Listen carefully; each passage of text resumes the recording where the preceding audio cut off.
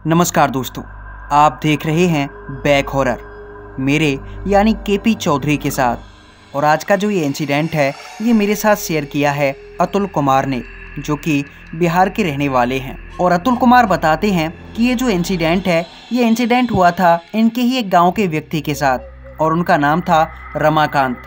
अब रमाकांत जी के साथ क्या हुआ था ये मैं आपको आगे बताऊंगा, लेकिन कहानी में आगे बढ़ने से पहले आपसे एक छोटा सा निवेदन है कि इस वीडियो को एक लाइक कर दीजिए। एंड अगर चैनल पर पहली बार आए हो और पहली बार मेरी कोई स्टोरी सुन रहे हो तो यार काफ़ी मेहनत के बाद एक स्टोरी आपके सामने पेश की जाती है, तो चैनल को सब्सक्राइब करना तो बनता है। एंड आई होप कि आपने सब्सक्राइब कर दिया होगा। तो चलिए बढ़ते हैं इस कहानी में आगे की ओर।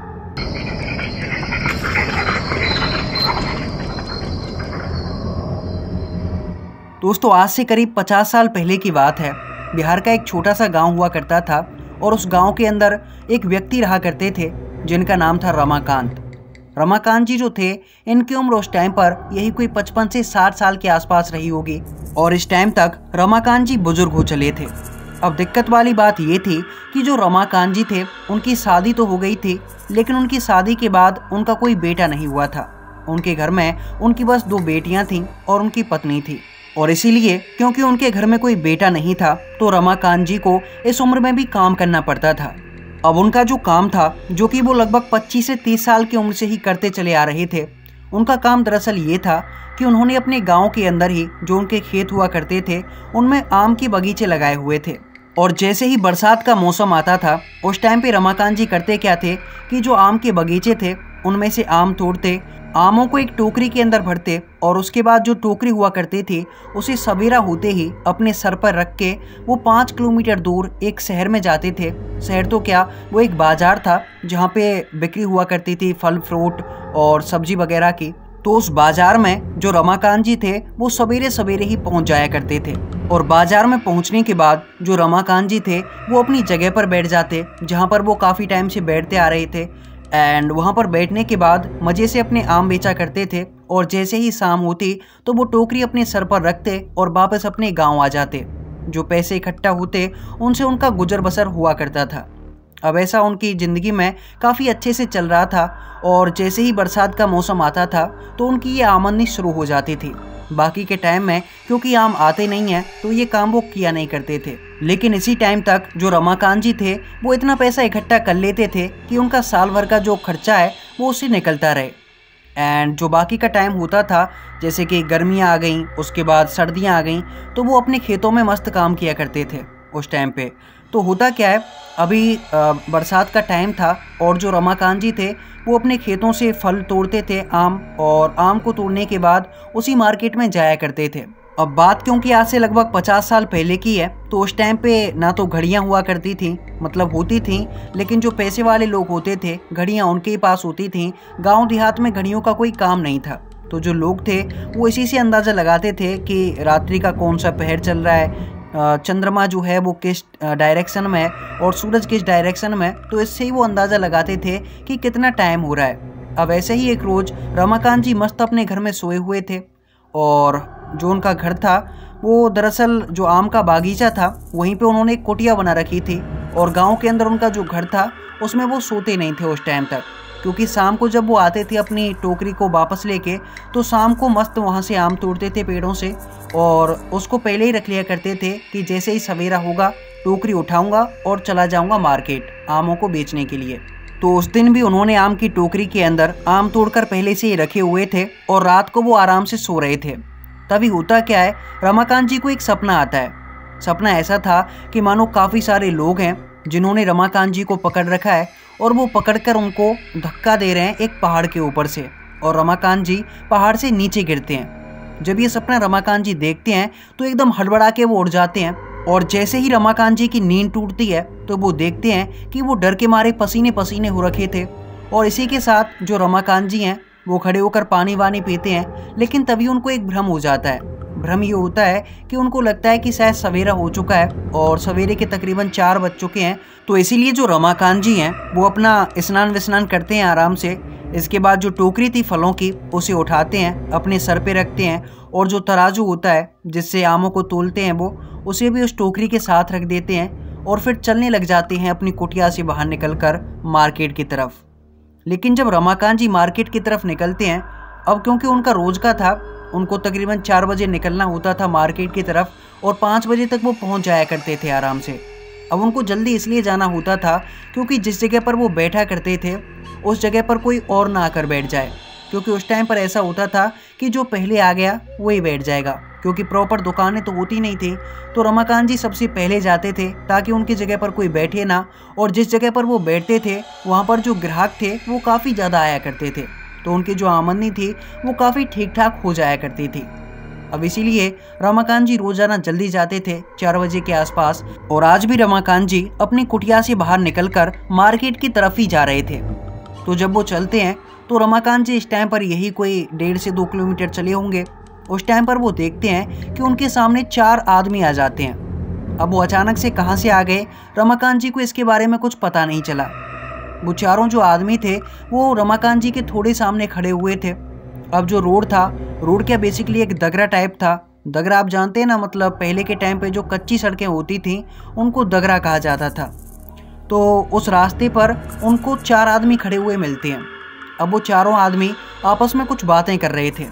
जब रमाकांत जी उनके पास जाते हैं तो उनको सुनाई देता है कि वो जो चारों आदमी हैं वो आपस में बातें कर रहे हैं, और बातें कुछ फुसफुसाहट की आवाज़ें आ रही थी।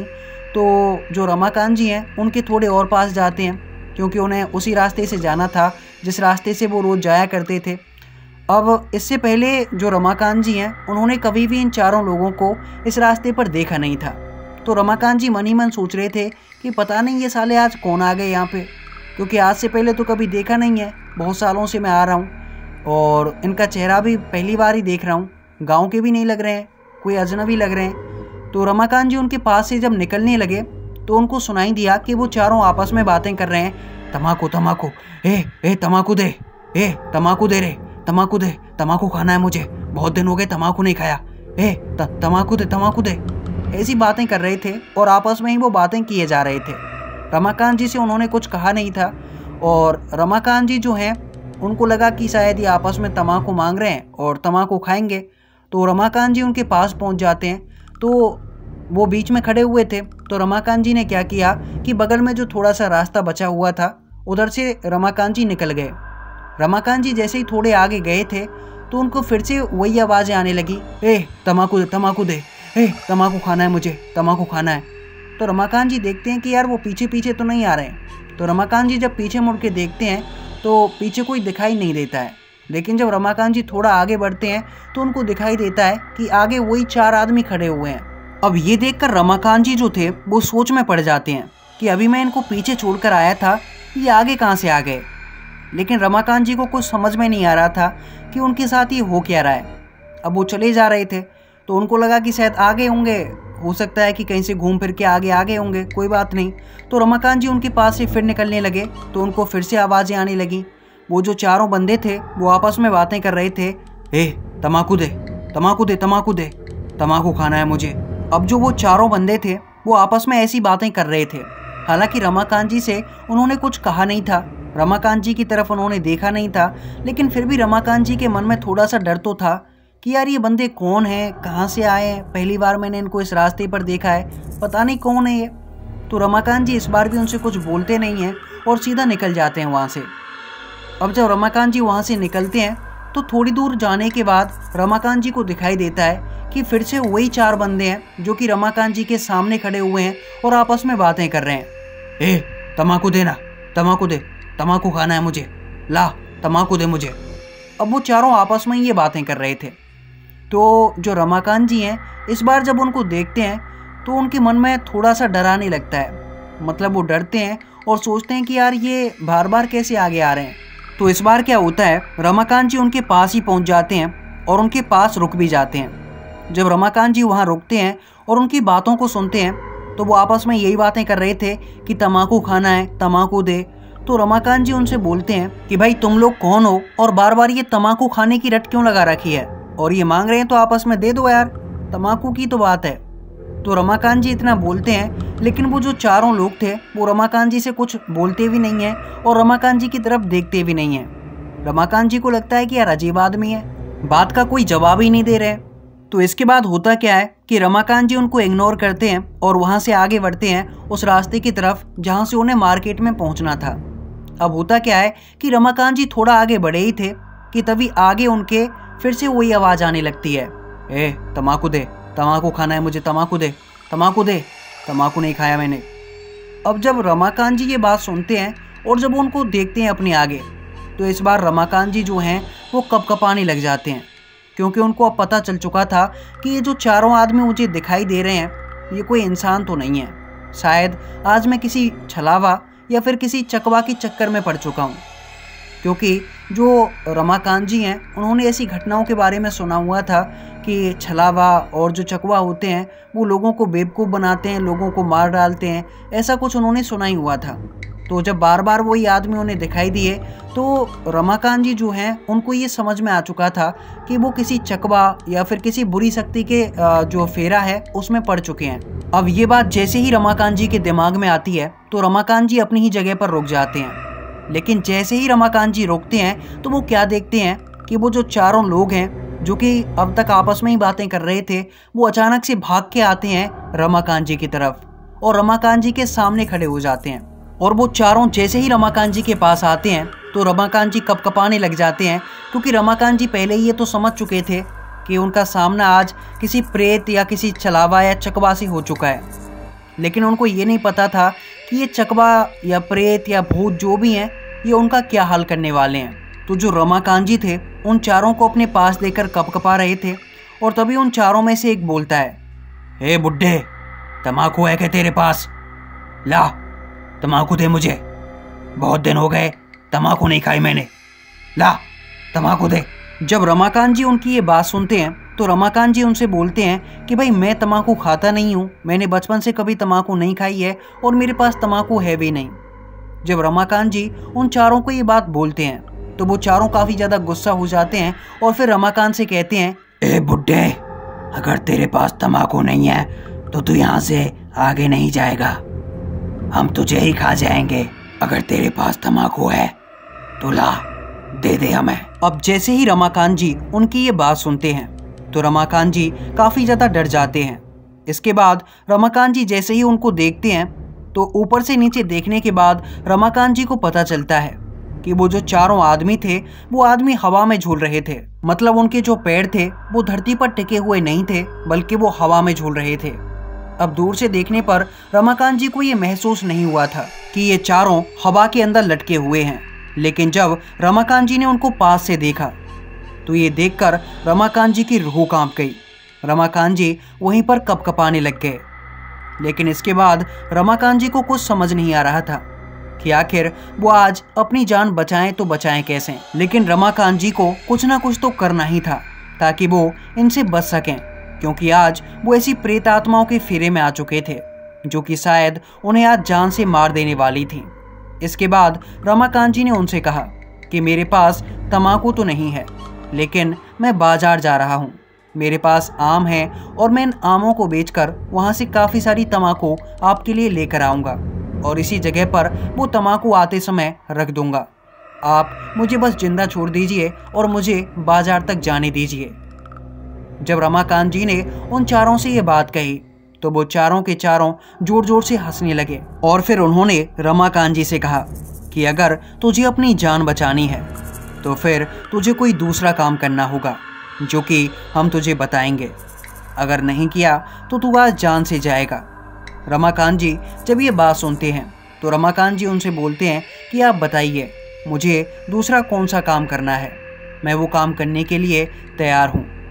इसके बाद वो जो चारों प्रेत आत्माएँ थीं वो रमाकांत जी से कहने लगीं कि ऐसा कर, तेरी टोकरी के अंदर जो तराजू रखा हुआ है उस तराजू को बाहर निकाल और हम इसमें कुछ सामान लाकर तोलने वाले हैं और तू उस सामान को तब तक तोलता रहेगा जब तक हम तुझसे तोलने के लिए मना नहीं कर देते। और ये जो सामान है इसे तोलने के बाद तुझे बताना होगा कि तूने कितना सामान तोला है। लेकिन याद रखना कि जैसे ही तूने सामान तोलना बंद किया तो फिर तू जान से जाएगा। रमाकांत जी ये बात सुनकर हामी भर देते हैं और इसके बाद रमाकांत जी अपना वो कांटा निकाल कर बैठ जाते हैं। रमाकांत जी देखते हैं कि जब वो बैठे हुए थे तो उसी टाइम पर वो जो चारों प्रेत आत्माएं थीं वो एकदम से वहाँ से दूर दूर जाने लगीं और जाकर वो वहाँ से वापस आती। उनके हाथ में पत्थर, बाल, मांस, खून के छींटे और जो हड्डियाँ थीं वो कुत्ते, बिल्ली, मरे हुए जो जानवर होते हैं वो सारा सामान वो लेकर आते। बार बार जो रमाकांत जी थे उनके जो तांखरी थी उसके अंदर रखते और उनसे तुलवाते। रमाकांत जी डर के मारे वो कपकपाकर तोले जा रहे थे। रमाकांत जी काफ़ी देर तक वो सामान तोलते रहे। तोलते तोलते रमाकांत जी हैरान हो गए। तो रमाकांत जी सोचने लगे कि यार मैं काफ़ी देर से ये सामान तोल रहा हूँ, ये सवेरा क्यों नहीं हो रहा है? जबकि मैं निकला तो 4 सवा 4 के आसपास हूँ, तो सवेरा अब तक हो जाना चाहिए था। लेकिन तब रमाकांत जी को ये समझ में आता है कि दरअसल जिस टाइम को वो सवेरा समझ रहे थे उस टाइम पर सवेरा नहीं हुआ था और वो रात के समय में ही अपनी जो कुटिया है वहाँ से निकलकर इस रास्ते पर आ गए। और तभी ये जो प्रेत आत्माएं हैं ये उन्हें दिखाई दी हैं। और सवेरा होने में अभी काफ़ी टाइम बाकी है, क्योंकि उस टाइम तक जो रात थी वो जस की तस बनी हुई थी। सवेरा होने का कोई नामो निशान तक नहीं था। रमाकांत जी ये सोच सोच कर कपकपाते रहे कि अगर मैंने सामान तोलने से मना कर दिया तो ये प्रेत आत्माएं मुझे जान से मार डालेंगी। और सवेरा तो अभी तक होने वाला नहीं है, क्योंकि मैं तो रात के समय में ही बाहर निकल आया था। इसके बाद जो रमाकांत जी हैं वो सामान तोलते जाएं और वो जो प्रेत आत्माएं थीं वो हड्डी, मांस, मरे हुए कुत्ते, बिल्ली और काफ़ी सारी दुर्गंध भरी चीज़ें लेकर आ रही थी। रमाकांत जी उन्हें तोलते गए और साइड में रखते गए। जब उन्होंने देखा कि साइड में मांस, मदिरा, कुत्ते, बिल्ली, चमगादड़, कीट पतंगे, हड्डियां, इनका ढेर बन चुका है, तो रमाकांत जी सोचने लगे कि ये जो प्रेत आत्माएं हैं ये सामान लाते ही रहेंगी और मैं ऐसे ही तोलता रहूँगा। जब मैंने बंद किया तो ये मुझे जान से मार डालेंगे। अब ऐसा करता हूँ कि जान तो वैसे भी जाने ही वाली है। मैंने सुना है कि मरने से पहले भगवान का नाम ले लेना चाहिए।